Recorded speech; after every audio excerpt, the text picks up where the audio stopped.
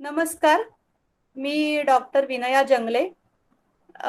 पेशाने मी पशुवैद्य आहे आणि आज या पर्यावरण दक्षता मंडळाच्या कार्यक्रमामध्ये मानव व वन्यजीव संघर्ष या विषयावर मी आज बोलणार आहे. मी सन 2008 ते सन 2012 या कालावधीत संजय गांधी राष्ट्रीय उद्यान बोरिवली येथे पशुवैद्य होते. आणि त्या काळात मला विविध प्राणी किंवा विविध मानव आणि वन्यजीव संघर्षाच्या घटना मला हाताळायला मिळाल्या. तर त्याच्यामध्ये जे मला वेगवेगळे अनुभव आले, तर त्या अनुभवातूनच आपण आज तुमच्या समोर मानव आणि वन्यजीव संघर्षाचे काही पैलू मी आपल्या समोर उलगडून दाखवणार आहे. याच्यामध्ये सर्वप्रथम मी जे संजय गांधी राष्ट्रीय उद्यानाचं नाव निघालं, की सगळ्यांना पहिल्या प्रथम आठवतो तो बिबट्या, बरोबर? तर त्या बिबट्याचा खरोखर मलाही त्या काळामध्ये खूप अशा वेगवेगळ्या मानव आणि बिबट्या संघर्षाच्या विविध म्हणजे घटना अनुभवायला मिळाल्या. त्या घटनांच्या ठिकाणी मी पशुवैद्य म्हणून काम केलं. तिथे लेपर्ड किंवा बिबट्यांना रेस्क्यू करणं, त्यांना बेशुद्ध करणं याचं काम केलं. तर त्याच्यामध्ये मला एक बिबट्याचे विविध पैलू अनुभवायला मिळाले. तर ते मी आज आपल्या समोर मांडणार आहे. संजय गांधी राष्ट्रीय उद्यान हे जगातलं एकमेव असं उद्यान आहे की त्या ठिकाणी 103 चौरस किलोमीटरचं जंगल आणि त्याच्या सभोवताली एक कोट्यावधीची म्हणता येईल अशी लोकसंख्या. म्हणजे जंगल कुठे संपतं आणि मानवी वस्ती कुठे सुरू होते हे सुद्धा तिथे कळत नाही. म्हणजे तुम्ही जर बोरिवलीच्या रेल्वे स्टेशनवरून जर कधी संजय गांधी उद्यानात गेला असाल तर एक म्हणजे हायवे, रेल्वे स्टेशन, नंतर तो एक खूप गर्दीचा हायवे आणि तिथून उद्यानात प्रवेश केल्या केल्या लागलेलं दाट जंगल, झाडं, प्राणी, पक्षी, हे तुमचा जो माइंडसेटच पटकन बदलून जातो. हा जो एक ड्रास्टिक चेंज आपल्या माइंडसेट मध्ये होतो, तर तोच जो आहे तेच एक खरं तर एक कारण आहे की आपला जो मानव वन्यजीव संघर्षाचं म्हणजे जंगल संपतंय आणि वस्ती सुरू होते, हे जे कारण ह्या मानव जो बिबट्या बाहेर पडतो त्याला हे कारण आहे. त्याच्यामध्ये मानव आणि बिबट्या संघर्षामध्ये जे म्हणजे नुसता बिबट्या बाहेर पडतो असं लोकांना वाटतं, पण त्याचे काही विविध प्रकार मी माझ्या म्हणजे कालावधीत मी पाहिले की एक तर तो आजारी असतो, काही कारणामुळे त्याला जंगलात शिकार करणं अशक्य होतं. मग तो मानवी वस्तीजवळ सरकून कुठेतरी सुरक्षित जागा मिळते का ह्याच्यासाठी लपण्यासाठी येतो. त्यानंतर दुसरा एक प्रकार असतो की लहान वयाचे बिबटे, म्हणजे आजारी नाही म्हणता येणार, पण तो नुकताच आईपासून सेपरेट झालेला आहे, पण त्याला नक्की कळत नाहीये की आपली जे कार्यक्षेत्र आहे ते आपलं नेमकं कुठे आहे, कुठे आपण राहायचंय हे त्याला कळत नाही, थोडासा गोंधळल्यासारखा असतो. किंवा आपल्याकडे जी टीनेज मुलं असतात त्याचंही उदाहरण ह्याला बिबट्याला सूट होऊ शकेल. म्हणजे ही मुलं मोठी झालेली नसतात फारशी की लहानही नसतात, सायकल घेऊन कुठे कुठे फिरायला जाणं, नवीन नवीन जागा एक्सप्लोर करणं या मुलांना आवडतं. तसाच हा बिबट्या असतो की आपल्या कार्यक्षेत्राच्या शोधात असतो आणि त्यावेळेला मग तो चुकून मानवी वस्तीकडे येतो. तेव्हा मग लोकांना वाटतं की आमच्या वस्तीत बिबट्या आला. एखादा भाग असा असतो की त्या ठिकाणी तो बिबट्या पूर्वीपासून असतो, तिथे जंगल असतं, मग तिथे काही कालांतराने इमारती होतात, मानवी वस्ती येते, पण तो बिबट्या वर्षानुवर्ष त्याच्या पिढ्या त्याच ठिकाणी असतात. आणि कधी कधी मग लोकांना त्या भागात बिबट्याचं दर्शन होतं, त्या लोकांना वाटतं आमच्या भागात बिबट्या आलाय. खरं तर तो त्याच्याच भागात असतो, पण माणूस समजतो की हा माझा भाग झाला आणि त्याच्यामुळे मग त्या बिबट्याला पकडा असं वन खात्यावर प्रेशर येतं. काही वेळेला जंगलामध्ये रानडुकरांना, सशांना पकडण्यासाठी फासकी लावली जाते. त्या फासकीमध्येही बिबटे अडकतात. त्यानंतर एक भरकटलेला बिबट्या म्हणजे मानव वन्यजीव संघर्षामध्ये एका ठिकाणून बिबट्या जर पकडला आणि दुसऱ्या ठिकाणी सोडला, तर वाटेत येता येता त्याला त्याला पाणवठा माहित नसतो, कुठे शिकार करायचे माहित नसतो. मग त्या वाटेत येता आता माणसांवर हल्ले होणं किंवा लोकांमध्ये घबराट निर्माण होणं हा प्रकार होतो. तर हा जो संघर्षाचा प्रकार आहे त्याला मी भरकटलेला बिबट्या असं म्हणते.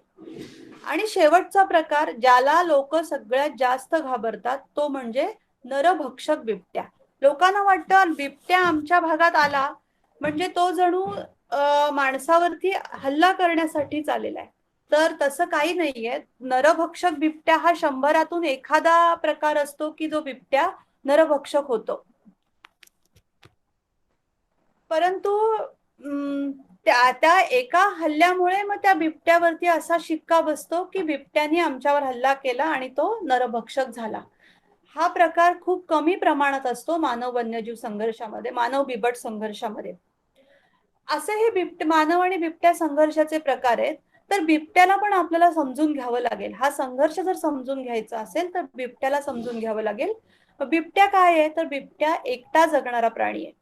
काही प्राणी कळपाने जगतात, म्हणजे हत्ती असेल, हरिण असेल, ते कळपाने जगतात. इव्हन मार्जार जातीतले सिंह असतील ते सुद्धा कळपाने जगतात.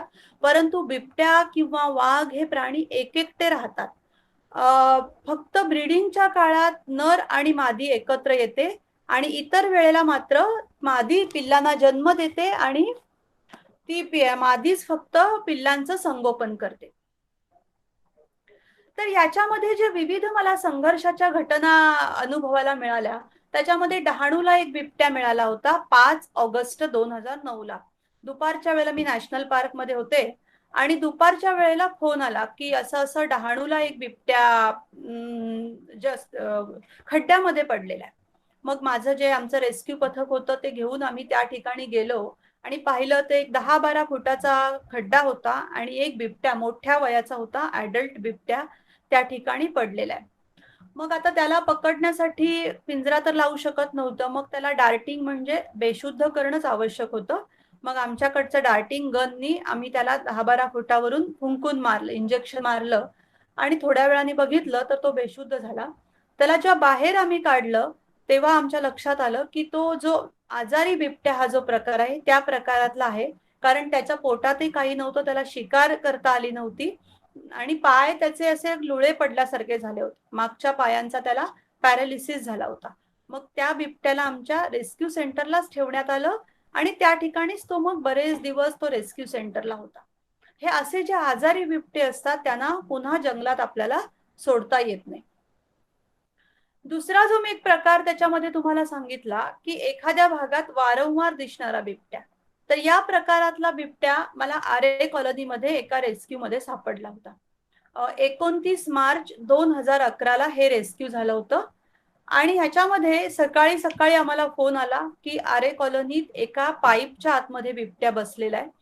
आम्ही त्या ठिकाणी पोहोचलो तर पाहिलं खूप गर्दी जमली होती, पोलीस आले होते, तिथली स्थानिक आरे कॉलनीतली लोक होती, प्रसार माध्यमांचे प्रतिनिधी होते आणि त्या ठिकाणी आम्हाला सांगण्यात आलं की त्या पाईपच्या आतमध्ये बिबट्या आहे. रस्त्याच्या खालून खूप मोठा एक व्यासाचा पाईप होता आणि त्याच्या आतमध्ये जाऊन तो बसला होता आणि स्थानिक लोकांनी दगड लावून पाईपचं तोंड बंद केलं होतं.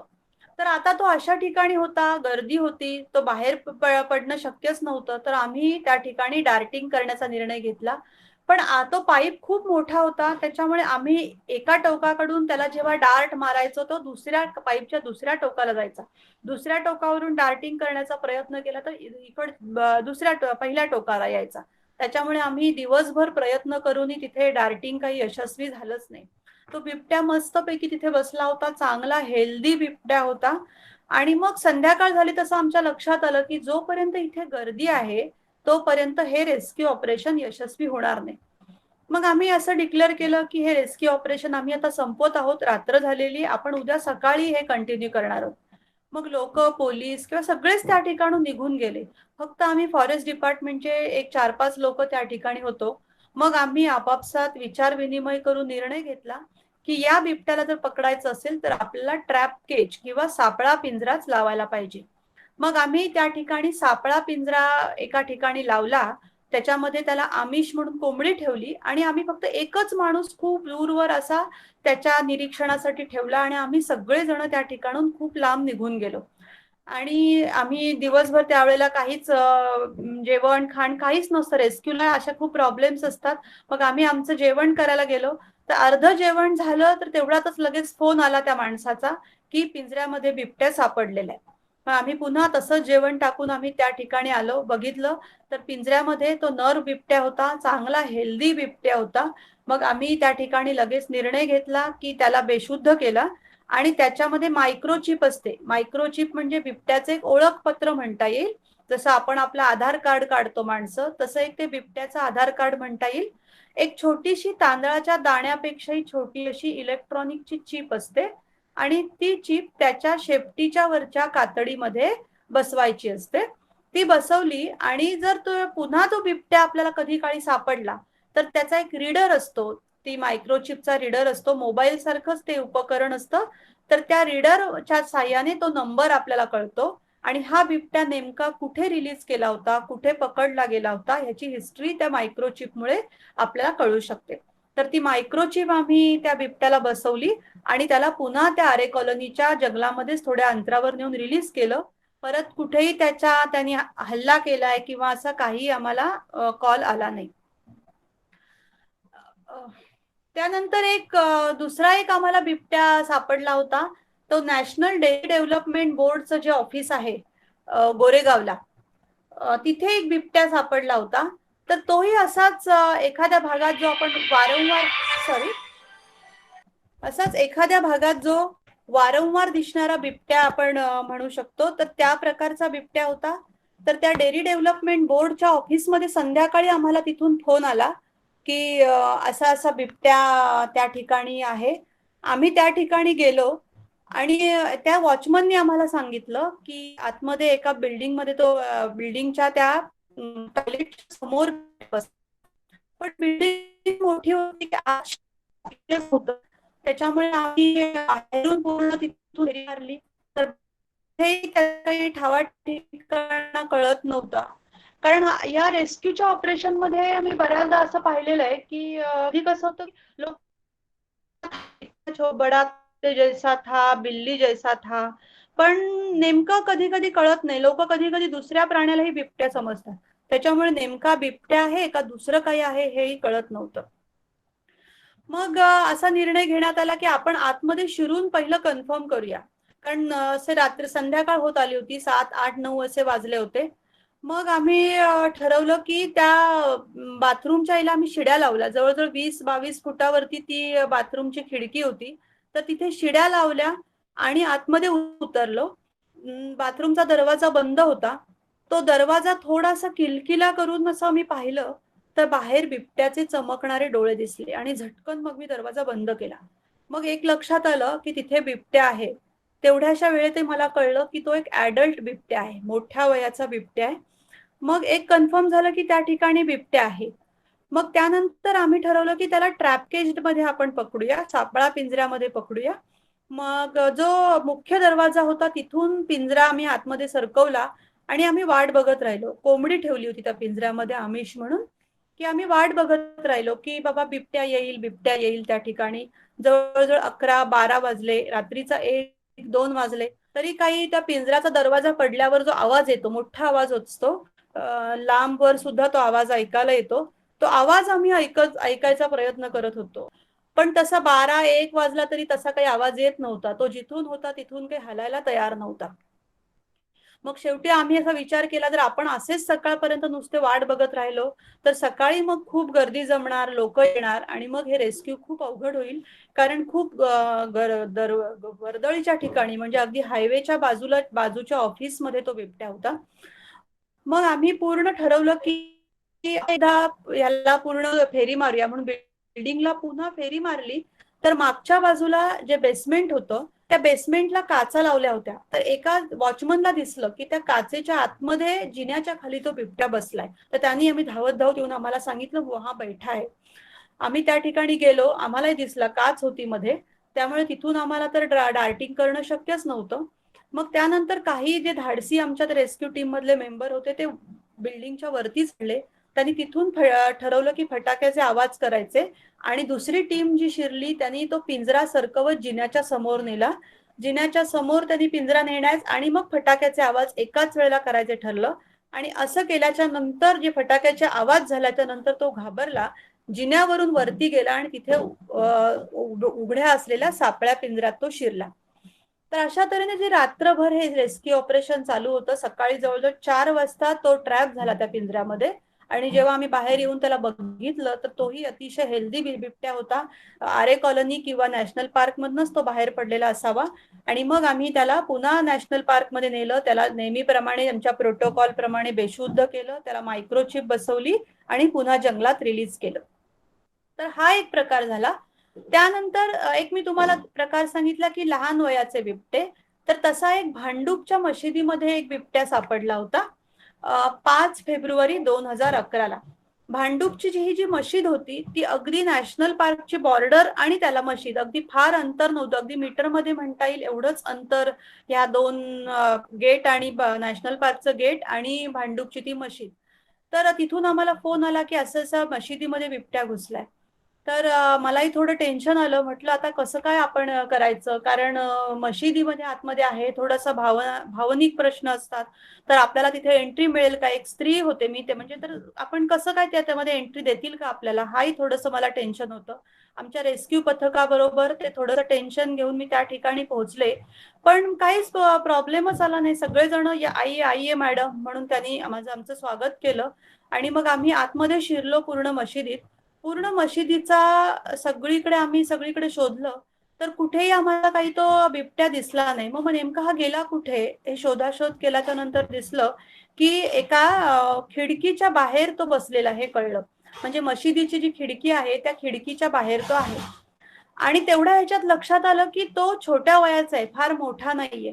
मग आम्ही मशिदीच्या बाजूला एक कौलारू घर होतं, त्या घरावर शिरलो आणि वरून ठरवलं आपण त्याला डार्टिंग करायचं. आणि वरून आम्ही त्याला तिथून आम्ही डार्ट मारला. लगेच तिथल्या तिथे तो थोडा एक 5-10 मिनिटातच कळलं की तो बेशुद्ध झाला. बेशुद्ध झाला की नाही हे कळण्यासाठी एक ट्रिक असते की एक लांब नळी घ्यायची आणि त्याच्या कानामध्ये जोरात फुंकून बघायचं. त्यांनी काहीच हालचाल केली नाही तर तो बेशुद्ध झालेला आहे. तर तसं पाहिलं आणि आम्ही असं बोलल्याच्या बरोबर मी बघितलं की लोक मग सगळी धावत आली त्या ठिकाणी, कारण ते आम्ही कौलावर असतानाच पाहिलं होतं की आजूबाजूला पूर्ण अफाट जनसमुदाय जमला होता. प्रसार माध्यमांचे प्रतिनिधी होते. आमचं पूर्ण रेस्क्यू ऑपरेशन लाईव्ह टीव्हीवर चालू होतं. आणि आम्ही असं बोलल्याच्या बरोबर सगळे लोक असे धावत आले आणि त्यांनी त्या पिल्लाला उचललं आणि एखाद्या मिरवणुकीत घेऊन जावं तसं ते चालायला लागले. तर मला खूप भीती वाटायला लागली त्यावेळेला, म्हणजे टेन्शन आलं की आता हा बेशुद्ध झालेला प्राणी आहे आणि लोक जर चिडलेली असतील तर कदाचित त्या प्राण्याला मग आणखीन काहीतरी इजा असं करण्याचा संभव असू शकतो. म्हणून मग मी त्या गर्दीतून पुढे जायचा प्रयत्न करत होते. पण लोक अजिबात, आता ह्या वेळेला आधी सगळे आम्हाला जे वेलकम करायला तयार होते, आमचे वाट बघत होते लोक, ते आता आम्हाला कोणी ओळख जणू काही ओळखच दाखवत नव्हतं. आणि त्या बिबट्याला घेऊन मिरवणूक काढल्यासारखी लोक पुढे आणि आम्ही पाठून धडपडतोय. पण सुदैवाने लोकांनी त्या बिबट्याला काही इजा केली नाही. आणि आमचा नॅशनल पार्कचा जो गाडी होती आणि पिंजरा होता त्याच्यामध्ये, त्याच्यात त्याला ठेवलं. आणि त्याला आम्ही आमच्या नॅशनल पार्कमध्ये मग आम्ही आमच्या गाडीत बसून आलो. तर बघितलं तर छोट्या वयाचा बिबट्या आहे, टीनेजर बिबट्या होता. त्याचं टेम्परेचर थोडंसं वाढलं होतं, कारण हे पूर्ण रेस्क्यू ऑपरेशन दुपारच्या वेळेला झालं होतं. तर त्याला आम्ही अंगावर बर्फाचं पाणी वगैरे टाकून त्याचं टेम्परेचर नॉर्मलला आणलं. तो त्याला त्याचं बेशुद्धीच्या इंजेक्शन मधून तो बाहेर आला आणि त्याच्यानंतर त्यालाही पुन्हा आमच्या नॅशनल पार्कमध्ये आम्ही रिलीज केलं. त्याच्यानंतर हे असे विविध म्हणजे बिबट्यांचे एक पहिला अनुभव तर मला असा आठवतोय की सुरुवातीचंच रेस्क्यू, मी नॅशनल पार्क मध्ये नुकतीच रुजू झाले होते आणि थोडंसं म्हणजे त्याच्या आधी वन्य प्राण्यांचा मला अनुभव होता, म्हणजे सॉरी पाळीव प्राण्यांच्या क्षेत्रामध्ये मी खूप काम केलं होतं. वन्य प्राण्यांचा अनुभव नव्हता, पण त्याच्याबद्दलचं खूप वाचन केलं होतं किंवा त्याची थिअरी पाठ केली होती. पण प्रॅक्टिकल तोपर्यंत कधी केलं नव्हतं की एखाद्या जिवंत बिबट्या समोर आहे तर त्याला रेस्क्यू करायचंय. तर त्याच्यासाठी मी ते जे डार्टिंग असतं त्या डार्टिंगची रोज उशी समोर ठेवायचे आणि पहाटे उठून रोज प्रॅक्टिस करायचे. कारण जो ब्लो पाईप असतो तर त्या ब्लो पाईप असा एक फार मोठा म्हणजे काही नसतं, ते काही कॉम्प्लिकेटेड इन्स्ट्रुमेंट नाहीये. आपण गोदरेजच्या कपाटाला जे वरची नळी लावतो पडद्याची, तशा पद्धतीचाच तो एक ब्लो पाईप असतो.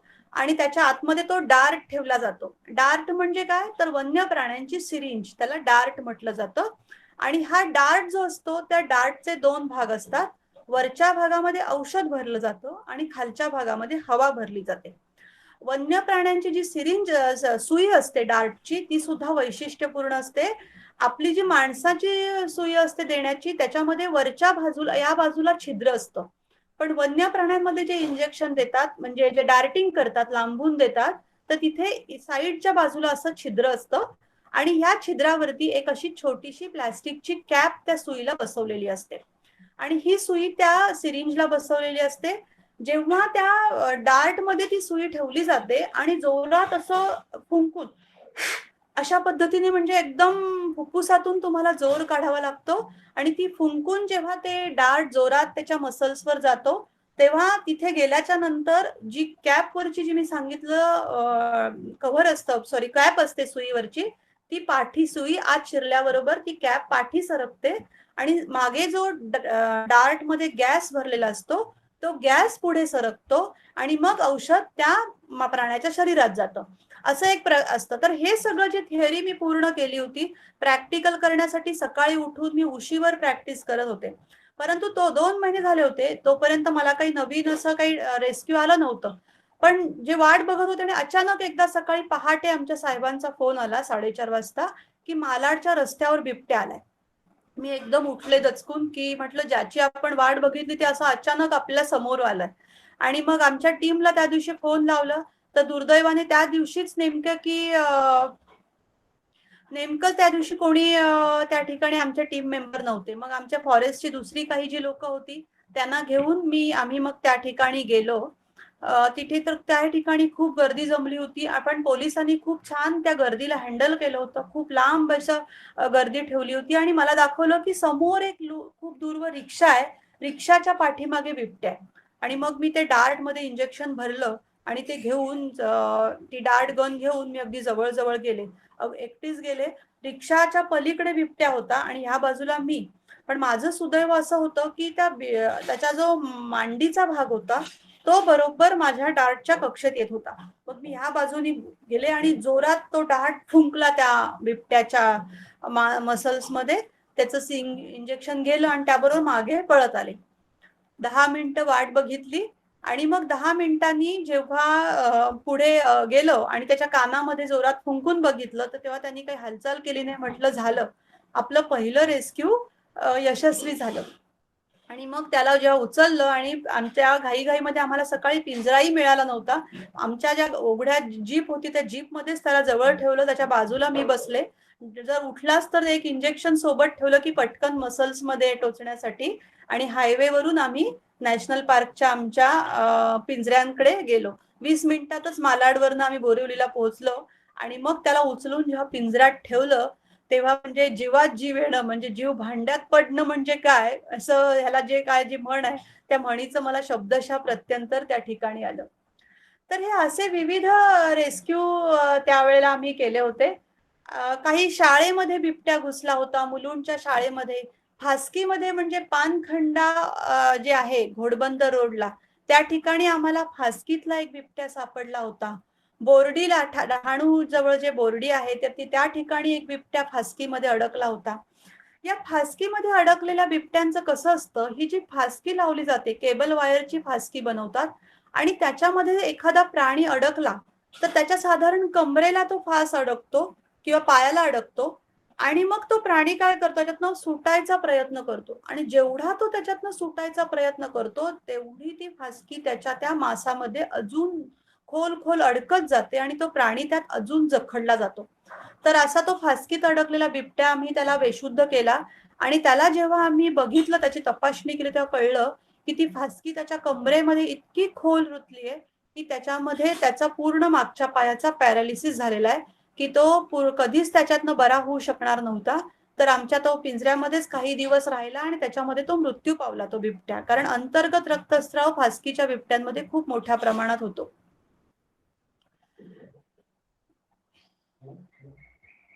तर हे जे आहेत बिबट्यांचे विविध प्रकार बघितले. जंगलामध्ये जेव्हा डार्टिंग होतं तेव्हा त्याला मग स्ट्रेचरवरून, कधी कधी अशा ठिकाणी डार्टिंग होतं की त्या ठिकाणी मग गाडी त्या ठिकाणी जात नाही, मग स्ट्रेचरवर त्याला ठेवून आणावं लागतं. बेशुद्ध झाल्याच्या नंतर बिबट्याचं वैशिष्ट्य असं असतं की त्याचे डोळे उघडे असतात. म्हणजे माणूस जर बेशुद्ध पडला तर कदाचित त्याचे डोळे बंद होतात, पण हे जे हा प्राणी आहे ते डोळे उघडे राहतात.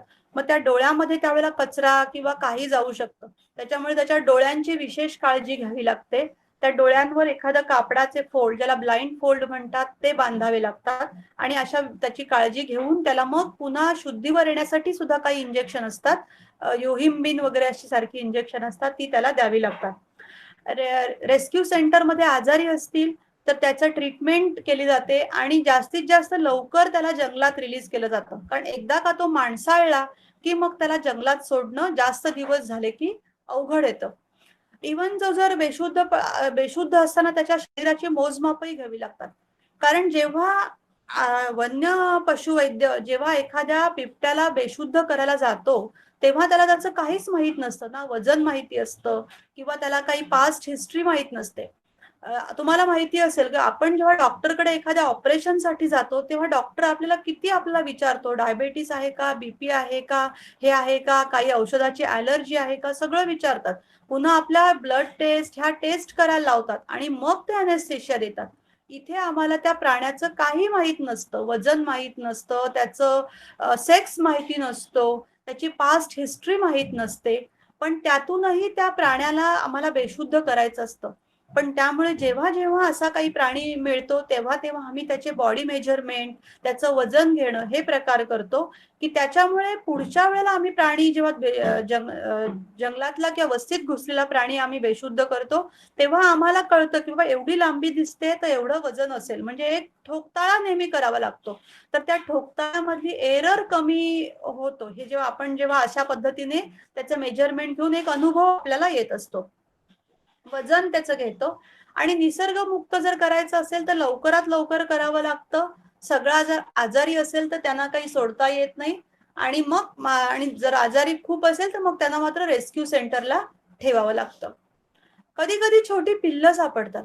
ते पिल्लं इतकी गोजीरवाण आणि गोंडस असतात की एकदा एक पिल्लू सापडलं होतं. ते घोडबंदर रोडला एका हॉटेलमध्ये शिरलं होतं आणि तिथल्या काही वेटरला कळलं नाही. त्याला वाटलं काहीतरी बडी बिल्ली आई असं काहीतरी तो म्हणाला आणि त्यांनी पकडलं. तर त्या मालकाचा आम्हाला फोन आला की असंच इधर एक बडी बिल्ली आई आहे. मग आमची लोक त्या ठिकाणी गेली आणि त्या पिल्लाला जेव्हा घेऊन आली तर बघितलं अगदी छोटं पिल्लू होतं आणि त्याच्या पाठीवर एक जखम झाली होती आणि त्या जखमेमध्ये अक्षरशः किडे पडले होते. मग त्याची आम्ही ड्रेसिंग वगैरे केली. ते इतकं छोटं होतं की त्या आई समजून मग आम्हाला चिकटायला यायचं. मग ते पिल्लू आमच्याकडेच हळूहळू मोठं होत गेलं.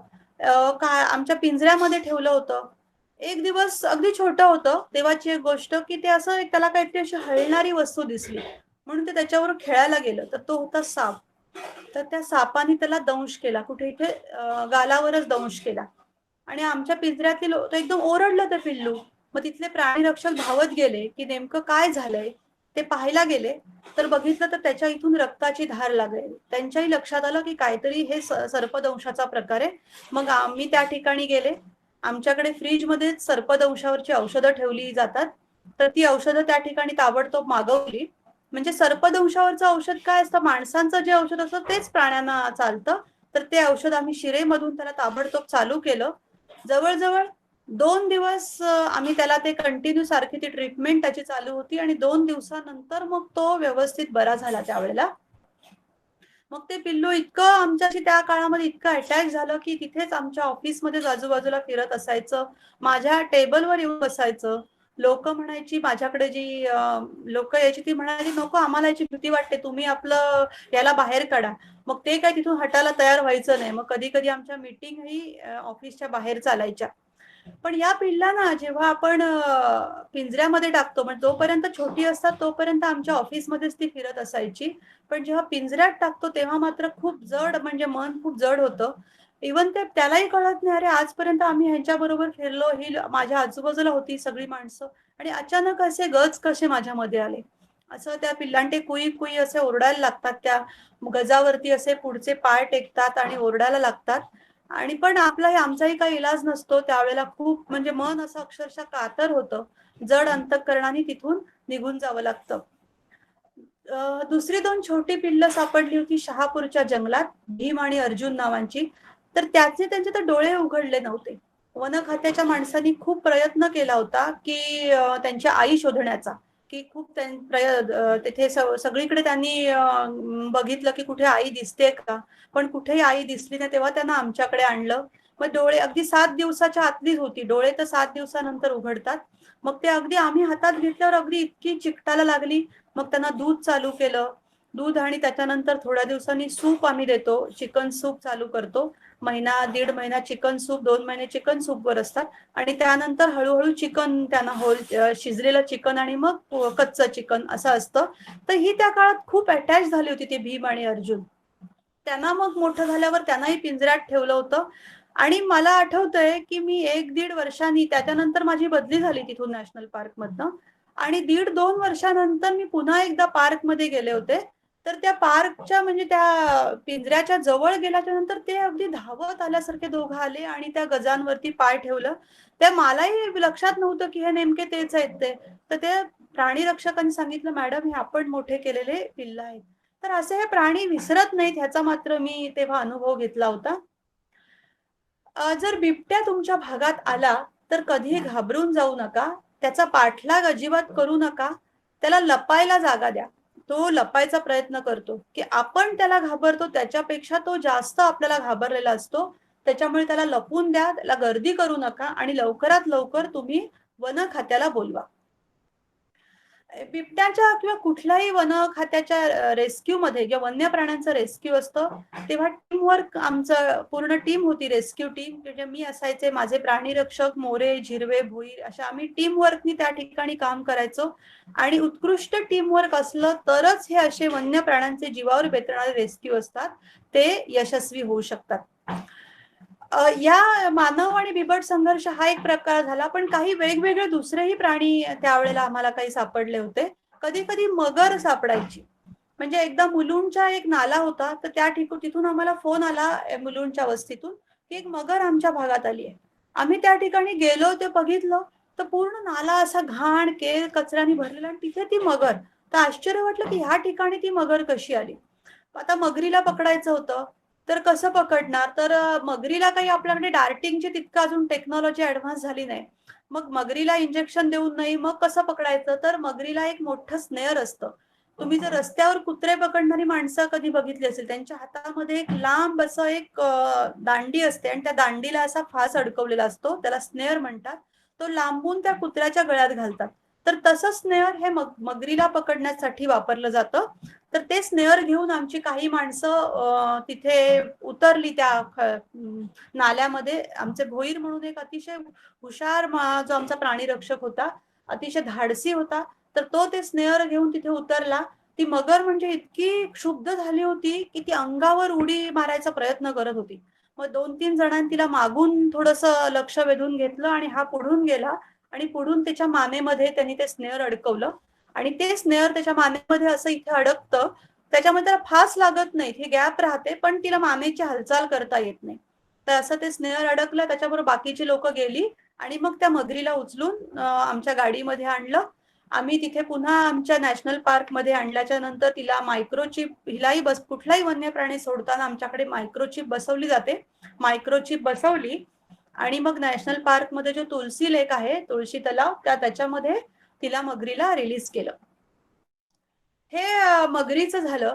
दुसरा मी एक वेगळा असा मानव वन्यजीव संघर्षाचा प्रकार त्या काळात अनुभवला, तो म्हणजे हत्तींबरोबरचा संघर्ष. हा संघर्ष सिंधुदुर्गात त्या वेळेला खूप मोठ्या प्रमाणात चालू होता. तर तिथे सावंतवाडी आणि तो जो भाग आहे त्या ठिकाणी जंगली हत्ती आलेले.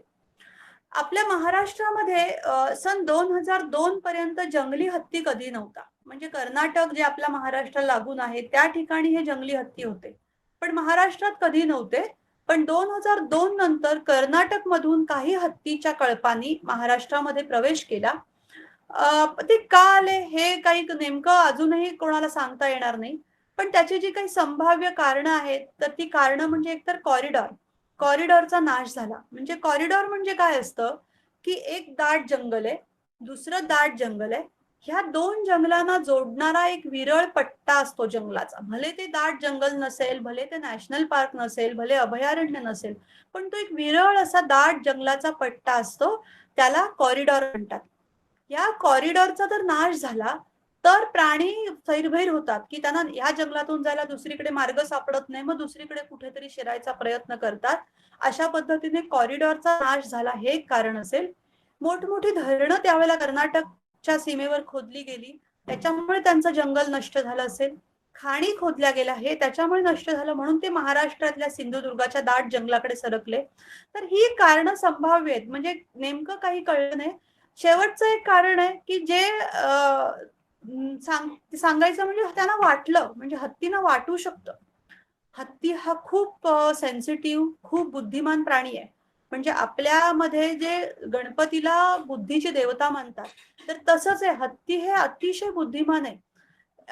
पहिले म्हणजे तो साधारण 70 ते 80 वर्ष जगतो.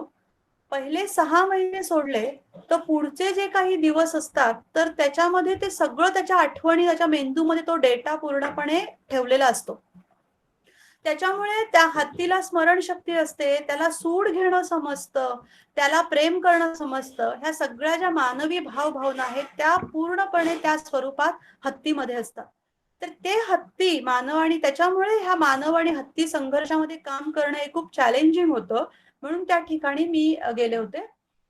आता मगाशी मी जे तुम्हाला बिबट्याच्या रेस्क्यू मध्ये सांगितलं की ती गोदरेजच्या नळीसारखी ती चालते, तिची ती किंवा छोटी गन पण असते. दुसरी गन ही नॅशनल पार्क मध्ये आहे, तर ती छोटी गन चालू शकते, न्यूमॅटिक गन म्हणतात त्याला.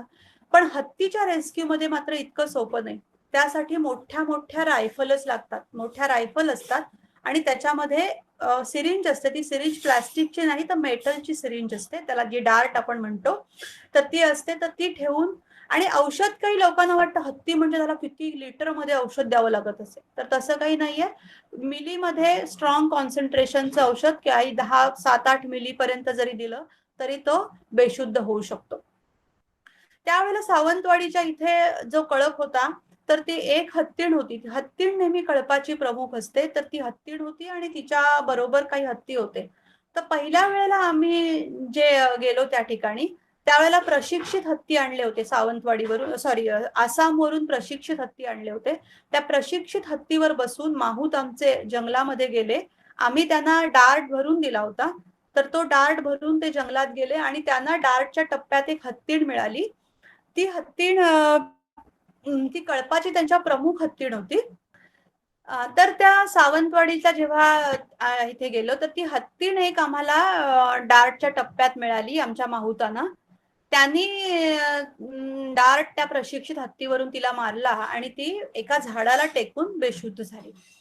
याच्यामध्ये कसं असतं, हे जे औषध आपण वापरलं होतं त्याच्यामध्ये जर हत्ती खाली पडला, तर तो खाली पडला तर मात्र खूप डेंजरस असतं. त्याच्या जे अॅनाटॉमी आतली असते, तर त्याच्यामध्ये त्याच्या पूर्ण शरीराचा भाग त्याच्या जर हृदयावर पडला तर हत्ती त्या ठिकाणी दगावू शकतो.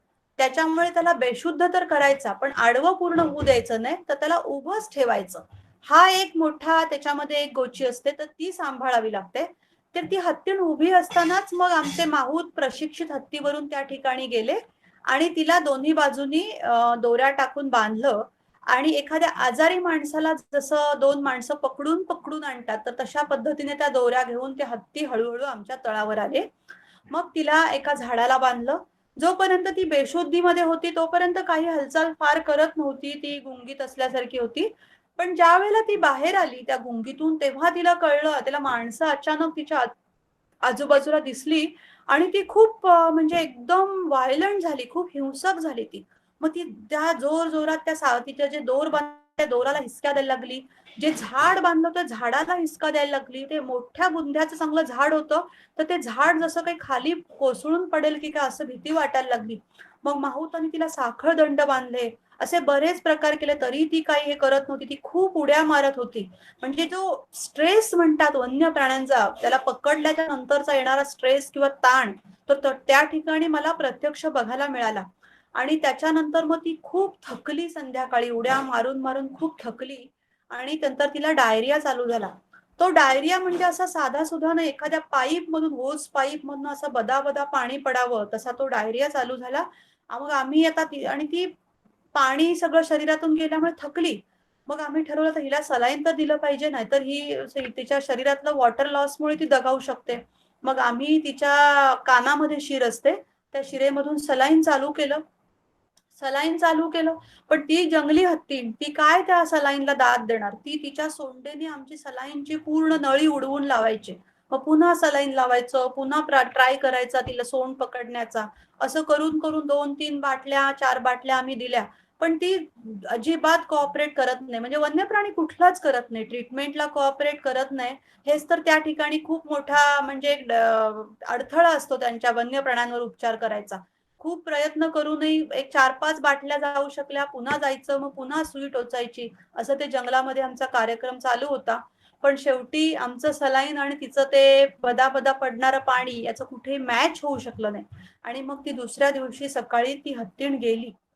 ती एवढं म्हणजे मला त्यावेळेला टेन्शन आलं, की बापरे! एवढा मोठा प्राणी कालपर्यंत जंगलात फिरत होता. मस्त त्याच्या कळपाचा प्रमुख असल्यासारखं एक राणीसारखी ती थाटात फिरत होती आणि आज असा निश्चित होऊन पडली आहे.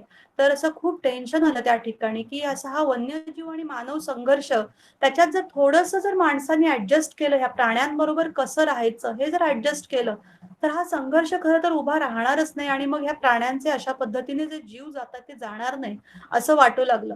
मग त्यावेळेला मग त्या हत्तीणीला त्या ठिकाणी खड्डा केला. मग स्थानिक स्त्रिया आल्या, त्यांनी तिची पूजा केली आणि मग तिला पुरलं. तर त्या रात्री मला एक खूप विलक्षण असा अनुभव आला, की आम्ही पुरलं. आमचा तंबू तिथे जवळच होता. आम्ही त्या तंबूत बसून होतो. रात्री तिच्या कळपातले दुसरे हत्ती त्या ठिकाणी आले आणि त्यांनी तिला ज्या ठिकाणी पुरलं होतं, त्या ठिकाणी ते भोवती ते गोल-गोल असे फिरले. काय त्यांच्या भाषेमध्ये म्हणजे काय म्हणतात ते एक श्रद्धांजली अर्पण करणं असेल, जे असेल ते त्यांनी त्या ठिकाणी केलं आणि मग ते तिथून निघून गेले जड पावलाने. अगदी आम्हाला जाणवलं त्यांची ती पावलं जाणारी आणि तो एक म्हणजे किती ते त्यांचं अटॅचमेंट कळपाशी एकमेकांशी असतं, ते मला प्रत्यक्ष बघायला मिळालं. कारण असं पुस्तकामध्ये वाचलं होतं. अँथनी जो अ, आफ्रिकेमधला जो हत्ती तज्ञ एक म्हटला जातो, की ज्याला हत्तींची भाषा कळते, की तो जेव्हा मृत्यू पावला, तेव्हा मी असं वाचलं होतं, की जंगलातून हत्तीचा सगळा कळप आला त्याच्या घरी त्याच्या मुलाचं आणि पत्नीचं सांत्वन करण्यासाठी. हे मी ऐकलं होतं, पण त्यावेळेला प्रत्यक्ष मला ती बघायला मिळालं, की आपल्या आईचं असेल, मावशीचं असेल, तिचं अंत्यदर्शन नाही घेता आलं, तर तिला श्रद्धांजली अर्पण करण्यासाठी कशा पद्धतीने हत्ती येतात, हे प्रत्यक्ष पाहायला मिळालं. हे जे काही प्रसंग काही विनोदी प्रसंगही घडले त्या काळामध्ये. म्हणजे आम्ही जे पाळीव हत्ती आणले होते त्याच्यामध्ये एक टस्कर होता, सुळेवाला नर होता. एक हत्तीण होती, तिला नाव आम्ही विमला ठेवलं होतं. तर एक दिवस दुसऱ्या हत्तींचा काही शोध घेण्यासाठी हे जे आमचे पाळीव हत्ती फिरत होते जंगलामध्ये, खूप फिरले आणि त्यांना जंगली हत्तींचा ठावा ठिकाण त्यांचा पाठलाग केला जंगली हत्तींचा माहुतांनी. तर त्याच्यानंतर मग रात्री येऊन ते तळावरती आम्ही बांधले होते त्या विमला हत्तीण आणि जंगली हत्तीला. तर सॉरी पाळीव हत्तीला. तर रात्री त्या ठिकाणी जंगली हत्ती आले. त्यांना खूप राग होता, की दिवसभर या हत्तीने आपला पाठलाग केला. तर ते जंगली हत्ती आले. त्यांनी विमलाचे साखळदंड तोडले आणि आपल्याबरोबर घेऊन तिला पळून गेले. म्हणजे जे नर होते त्यांना काहीच केलं नाही. ते तिला घेऊन ते पळून गेले. म्हणजे आम्हाला पण तो एक धक्का बसला, की अशा प्रकारे म्हणजे हत्ती असे काहीतरी पळवापळवी करू शकतात. मग सकाळी आम्ही त्या पाळीव हत्तीणीला शोधण्यासाठी बाहेर पडलो. मग तिला खूप शोधलं, शोधलं तेव्हा ती एका ठिकाणी सापडली आणि मग तिला तळावर आणलं. तर असेही काही वेगवेगळे प्रकार घडले होते. मग काही हत्ती म्हणजे जे हत्ती आमचे व्यवस्थित रेस्क्यू झाले, त्यांना पकडलं आणि मग सिंधुदुर्गाची जी बॉर्डर होती, कर्नाटक आणि सिंधुदुर्गाची बॉर्डर आहे, तिथून आम्ही ते कर्नाटकला रिलीज त्यांना करणार होतो. म्हणजे असा तो कार्यक्रम होता. कारण कर्नाटक हेच त्यांचं मूळ वसतिस्थान होतं आणि त्यांनी बॉर्डर मग सील केली होती महाराष्ट्र आणि कर्नाटकची. त्यांना सोडल्याच्या नंतर ते पूर्ण सील करायची, की जेणेकरून ते पुन्हा इथे येऊ शकणार नाहीत. पण त्या अशा माणसाच्या कुठल्याही बॉर्डर किंवा कुंपणाला ते दिलं नाही त्या हत्तीने. हे त्यावेळेला पाहिलं, की एका हत्तीला जे सोडलं होतं, तो दुसऱ्या दिवशी ते कुंपण म्हणजे त्यांनी पूर्ण उद्ध्वस्त केलं. तो त्या ठिकाणी आला, बॉर्डरवरच्या त्या घरांच्या भोवती फिरू लागला आणि घरांवर धडका मारायला लागला, की त्याला जसा इतका राग आला होता, की तुम्ही मला माझ्या घरातून उचलून तुम्ही दुसरीकडे का टाकलं? मग ती लोक जीव मुठीत धरून पुन्हा आमच्याकडे आली, व पुन्हा त्या सोडलेल्या हत्तीलाही पकडावं लागलं. असे इतके वेगवेगळे अनुभव आले. मी जे माझं पुस्तक लिहिलेलं आहे, मुक्या वेदना बोलक्या संवेदना, त्याच्यामध्ये हे एक पूर्ण चॅप्टर आहे, घर हरवलेल्या हत्तींसाठी म्हणून. तर त्याच्यात हे वेगवेगळे जे हत्ती मोहिमेतले जे अनुभव आहेत, तर ते हत्तींना समजून जर कुणाला घ्यायचं असेल, तर हे मी डेट वाईज त्याचं डॉक्युमेंटेशन केलंय. आणि मी कुठेही काही साहित्यिक भाषा त्यात वापरली नाहीये. तर एखादी डायरी लिहावी तसे ते अनुभव मी त्या ठिकाणी लिहिलेत, की जेणेकरून जे त्या ठिकाणी घडलं ते लोकांपर्यंत पोहोचवावा, असा तो माझा प्रयत्न होता. मग त्या हत्तींना मग बॉर्डरवरून नेताना काही ट्रकमध्ये बसवल्यावर वरती ज्या विजेच्या वायर लागायच्या, तर त्या सॉरी एक मिनिट.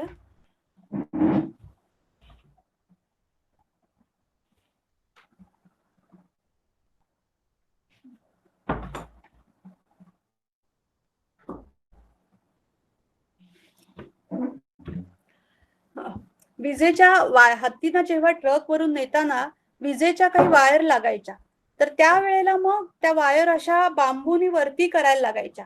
आणि मग वरती करून मग हत्तींना तिथून हत्तींचा ट्रक पास व्हायचा. कारण मग जर त्या वायरचा जर त्यांना शॉक लागला, तर मग पुन्हा एखादी दुर्घटना घडण्याचा खूप मोठा संभव असायचा.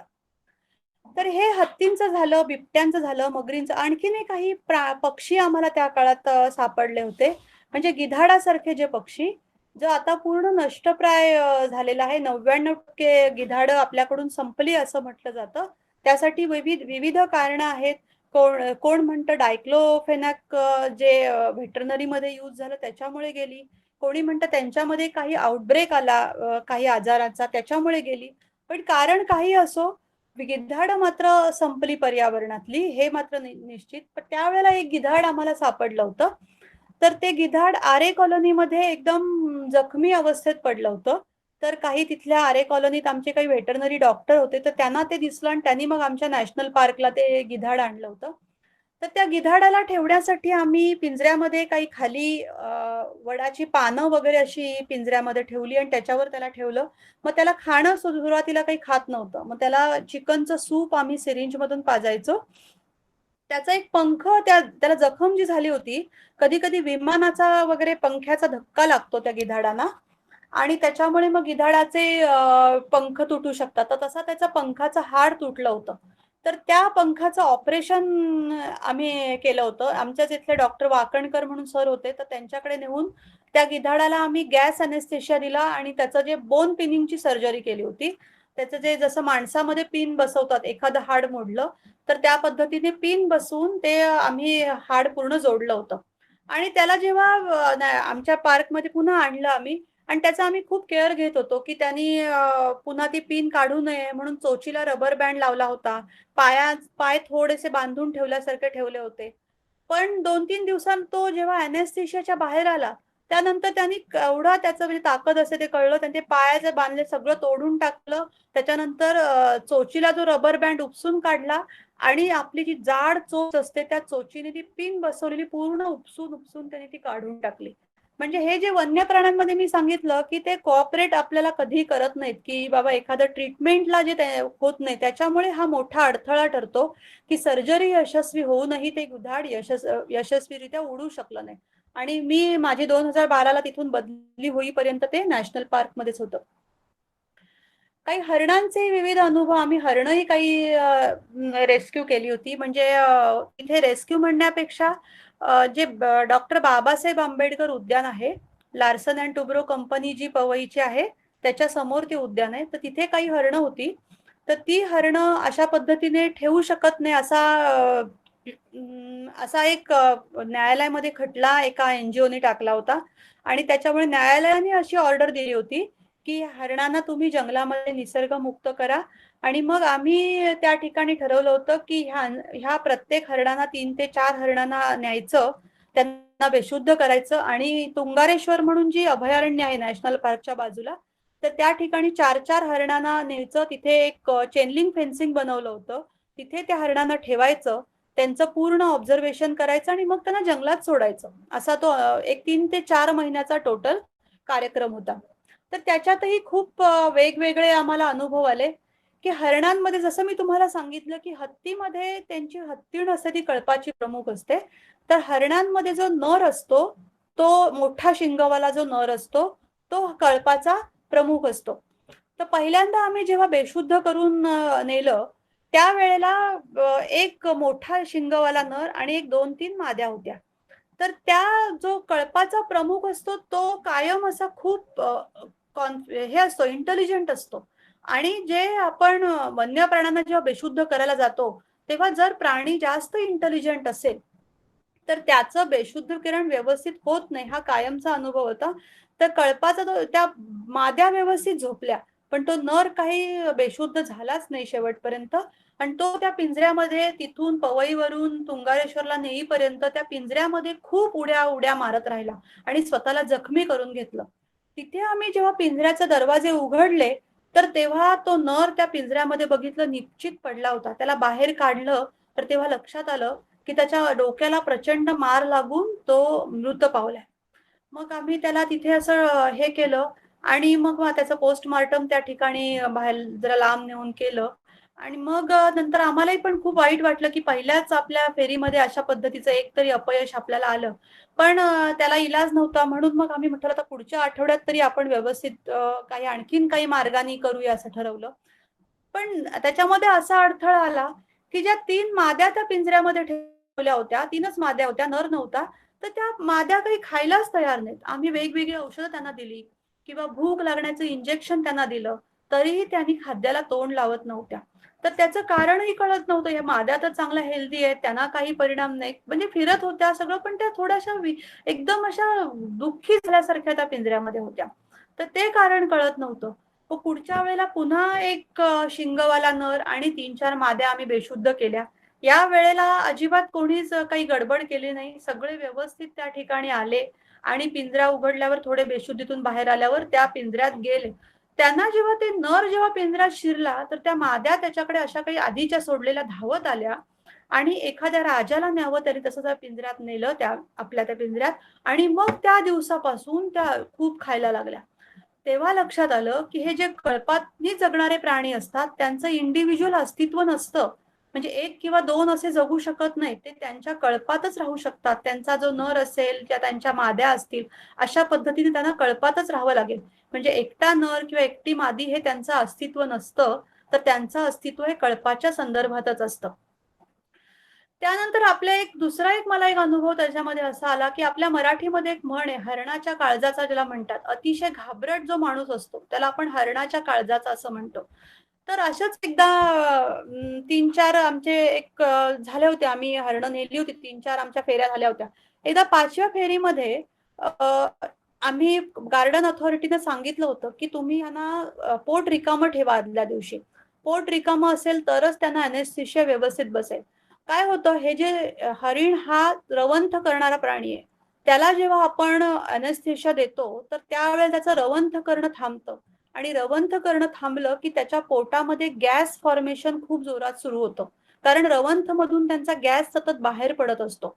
तो गॅस पोटातच थांबला, पोटात साठला, की त्या गॅसचं प्रेशर त्यांच्या हार्टवर येतं आणि मग तो प्राणी दगावू शकतो. त्याच्यामुळे त्याचं पोट रिकामं ठेवा, हे आम्ही सतत सूचना देत होतो. पण त्यावेळेला काहीतरी गडबड झाली आणि कोणीतरी पेरू त्यांना खायला दिले त्या हरणांना भरपूर. कोणीतरी आलं असेल, बाहेरचे पर्यटक आले असतील, कोणाचे तरी डोळा चुकवून दिले असेल, असं काहीतरी झालं. आणि मग आम्ही त्या 4 हरणांना बेशुद्ध केलं होतं. त्यातल्या 4ही जणांचं ठेवलं आम्ही गाडीमध्ये आणि जायला निघालो. तर 4हींचं पोट फुगायला लागलं. पोट इतकं फुगायला लागलं, की एकदम टेन्शन आलं. मग लगेचच ती गॅसवरची औषधं आम्ही चालू केली. त्यांच्या पोटातून गॅस काढण्याचा प्रयत्न केला. त्याच्यातनं 3 हरणं ते आम्ही पोहोचेपर्यंत बघितलं, तर 3 हरणं व्यवस्थित झाली होती. आणि 4थी मादी होती. त्या 3 बाहेर काढले आणि 3 जरा ते गुंगीतच होते.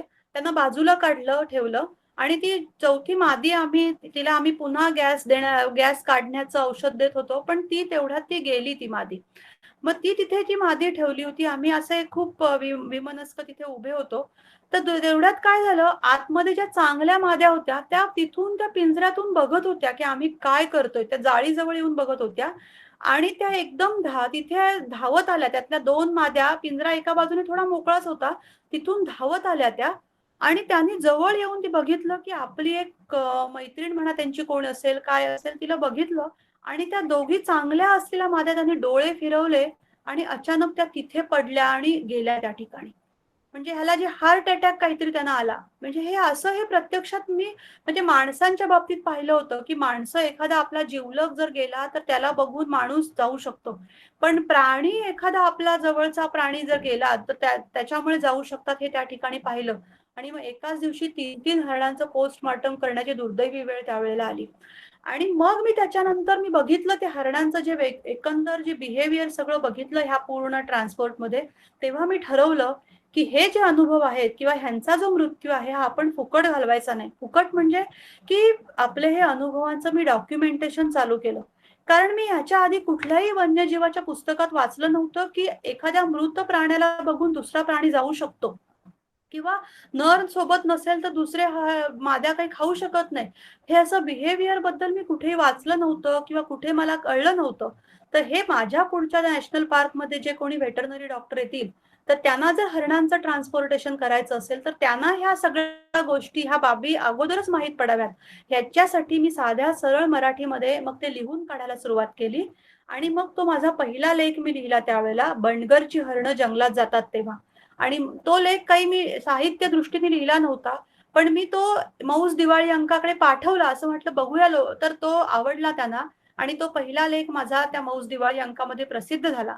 आणि त्यानंतर मग विविध वन्य प्राण्यांवरचे अनुभव मौज दिवाळी अंकात सातत्याने येत राहिले आणि त्याचंच म्हणजे पुस्तक मुक्या वेदना बोलक्या संवेदना हे 2018ला प्रसिद्ध झालं आणि त्याला महाराष्ट्र शासनाचा अनंत काणेकर पुरस्कारही प्राप्त झाला. म्हणजे सांगायचा मुद्दा असा की वन्य प्राण्यांमधल्या ही सायकोलॉजी जी आहे, ती सायकोलॉजी आजपर्यंत फारशी कुठेही डॉक्युमेंट झाली नव्हती. तर ते निदान डॉक्युमेंट व्हावी या उद्देशाने माझं लिखाण मी त्यावेळेला सुरुवात केलं आणि ते लोकांपर्यंत पोहोचलं आणि लोकांना आवडलं याचा मला जास्त आनंद झाला. की काही वेळेला काय व्हायचं की लोकांना समजत नाही की आपण प्राण्याशी कसं वागावं. की नॅशनल पार्कमध्ये मी बघितलंय गणपती विसर्जनाच्या वेळेला एवढी गर्दी जमायची आणि लोक खूप तेव्हा मग येतात तेव्हा ओपन असतो पार्क. मग लोक येतात तेव्हा मी असा एक अनुभव घेतला की काही टार्गट मुलं आमच्या हरणाच्या पिंजऱ्याजवळ आली होती आणि त्यांच्याकडे त्या जत्रेमध्ये पिपाण्या असतात तशी पिपाणी होती. तर हरणं कशी असतात ती पर्यटकांच्या जवळ जातात काही तर तिथे तिथे जवळ जवळ गेली जाळीच्या. तर एका मुलाने जोराने एका कानामध्ये एका मादीच्या कानामध्ये जोरात पिपाणी वाजवली. ती त्या आवाजाने ती मादी इतकी दचकली, तिने जोरात उंच उडी मारली आणि खाली पडली तीच ती मेली. तर हे जे हरणाच्या काळजाचे हे प्राणी असतात, तर ह्या प्राण्यांशी आपण जेव्हा झू मध्ये जातो किंवा नॅशनल पार्क मध्ये जातो, तर तेव्हा कसं वागलं पाहिजे, तर ह्याचं एक अवेअरनेस तरी लोकांपर्यंत व्हावं, जाणीव जागृती व्हावी, या एका उद्देशाने मी माझं लिखाण त्यावेळेला केलं होतं. आणि तो आता लोकांमध्ये माझं जे पुस्तक लोक वाचतात तर त्याच्यातून ती लोकांपर्यंत जाणीव पोहोचते याचा मला खूप आनंद होतोय. विविध अनुभव माकडांबद्दलही वेगवेगळे अनुभव आले. माकडं मानवी वस्तीत घुसतात. तर त्याच्यामध्ये काय होतं की काही एखादा माणूस असतो की त्याला खायला देतो आणि मग ती माकडं त्या ठिकाणी राहतात. आणि काय होतं मी माकडांचं एक बघितलं की त्याच माणसाशी ते अटॅच होतात. त्या माणसाला ती काही करत नाहीत. पण दुसरी जी माणसं असतात त्यांना मात्र ती चावायला जातील, त्यांच्या अंगावर जातात. कारण ती माणसं त्यांना त्रास देत असतात. दगड मारतात अंगावर, काही करतात. आणि मग ती मानव आणि माकड संघर्ष चालू होतो. तर अशा मानव आणि माकड संघर्षाच्या घटनाही वेगवेगळ्या बघितल्या. एका म्हणजे ठाणे जिल्ह्यामध्ये एका मंदिरामध्ये माकड 2 घुसली होती. तर त्या मंदिरामध्ये एक बाई राहायची. थोडीशी वेडसर बाई होती. तिचं सखूबाई म्हणून नाव होतं. तर त्या सखूबाईला ती माकडं काही करायची नाही. तिच्या अगदी जवळ यायची. ती आपल्याकडचं खायला त्या माकडांना द्यायची. त्या माकडांची नावही तिने ठेवली होती. एवन चिक्की आणि रेवण चिक्की.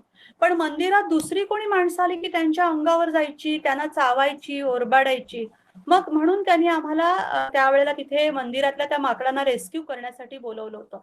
तर त्या माकडांना रेस्क्यू करणं हा एक वेगळाच प्रकार असतो. कारण ती कशी प्राणी आहेत पण पक्षासारखी झाडावरून इकडे तिकडे उड्या मारणार. तर अशी ती बाहेर होती, झाडावर एका बसली होती. तर आम्ही म्हटलं तर हिला ती जी सखूबाई आहे तिचं सहकार्य घेतल्याशिवाय माकडांना रेस्क्यू काही करता येणार नाही. पण आम्ही केळी नेली होती सोबत. तर तिला म्हटलं हे केळी घे आणि त्यांना जरा गाभाऱ्यामध्ये कुठेतरी बंदिस्त करून आम्हाला दे. मग त्याशिवाय आम्हाला त्यांना काही बेशुद्ध करता येणार नाही. तर ती सखूबाई म्हणाली की मी काही तुम्ही मारायला तिला आलेत, मी काही करणार नाही.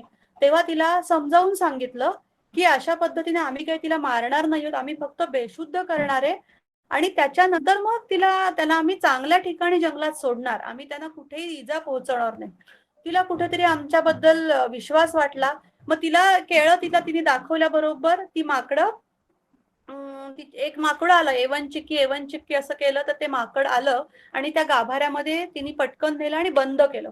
ते बंद केलं, तिने बघितलं माकडाला एवढा राग आला तर ते गाभाऱ्यामध्ये उंच जाऊन बसलं. मग आम्ही सखूबाईला म्हटलं ते खूप लांब गेलंय, त्याला जरा जवळ बोलव आमच्याकडे. मग त्याला तिने बोलवली, अगे ये, तुला ही लोक काही तुला करणार नाहीत असं सांगितलं. तर ते त्या गाभाऱ्याच्या वरती बसलेलं तिथूनच असं नाही नाही म्हणून मान हलवतंय. म्हणजे ते अशा पद्धतीने त्या सखूबाईचं बोलणं कळत होतं, ते सखूबाईला रिस्पॉन्ड करत होतं, हे मी पाहिलं. आणि नंतर त्याला आम्ही कसं तरी बेशुद्ध केलं. तर ते दुसरं माकड ते आणखीनच खूप त्रास द्यायला लागलं. त्याला बोलवायला सांगितलं तर ते कसं तरी ते केळ्याच्या एका ह्याच्यानी आलं. मग त्याला आतमध्ये गाभाऱ्यामध्ये नेलं आणि बेशुद्ध केलं. आणि दोघंही माकडांना आम्ही जेव्हा एका गोणीमध्ये आम्ही एका गुण आणले तिथे ठेवलं आम्ही आणि मग पिंजऱ्यामध्ये ते ठेवलं. त्यानंतर ती सखूबाई अक्षरशः खूप धाय मोकलून रडायला लागली, की तिथे तिचं कोणच नव्हतं. पण ती थोडीशी ती लोक म्हणायची ही जरा डोक्याने कमी आहे, पण ती माकडं मात्र तिच्यावर खूप जीव लावत होती आणि तिने माकडांवर जीव लावला होता.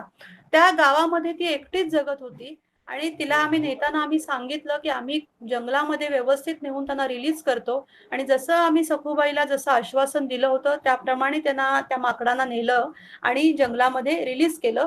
जाताना एखाद्या म्हणजे रडणाऱ्या मुलाच्या हातावर चॉकलेट द्यावं, त्याप्रमाणे आम्ही सखूबाईच्या हातावर एक 50-100 रुपये ठेवले. पण ठेवताना आम्हालाच खूप अपराधी वाटत होतं, की हे अशा पद्धतीने आपण तिला देतोय, पण तिचे जे जिवलग स्नेही, जे खरे तिच्यावर प्रेम करणारे तिच्यापासून आपण दूर नेतोय. तर हे अशा पद्धतीने हे वेगवेगळ्या मानव वन्यजीव संघर्षाच्या घटना मी प्रत्येक ठिकाणी पाहिल्या. माणसाची सायकोलॉजी प्राण्यांची सायकोलॉजी बघितली आणि माणसं त्यांची सायकोलॉजी समजून न घेता कशा पद्धतीने वागतात ते बघितलं. आणि ह्याच्यावरती आपण म्हणजे माझ्या एक लक्षात आलं, की माणसांनी प्राण्यांना जास्त समजून घेण्याची गरज आहे. कारण त्यांची भाषा आहे ती जशी आपण मुकी जनावरं म्हणतो, पण तशी ती मुकी नाहीत. तर त्यांची भाषा आपल्या संवेदनशीलतेने आपण समजून घेण्याची गरज आहे, हे त्यावेळेला माझ्या लक्षात आलं. आणि मग त्याच्यानंतर त्या संवेदनशीलतेने जर आपण त्या प्राण्यांशी वागलो, तर हा जो मानव वन्यजीव संघर्ष आहे, तो काही प्रमाणात कमी व्हायला म्हणजे कमी नक्की होऊ शकेल असं मला वाटतं. धन्यवाद.